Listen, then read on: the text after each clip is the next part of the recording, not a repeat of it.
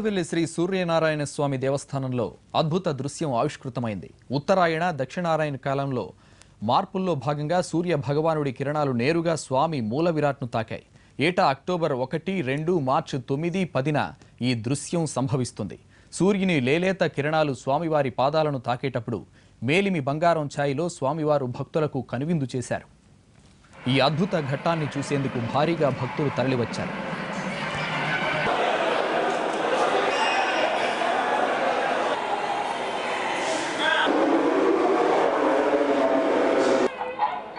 ఈరోజు మేము దర్శనంకి వచ్చినందుకు తగు ఫలితం మాకు చేకూరిందని మేము అనుకోవాలి.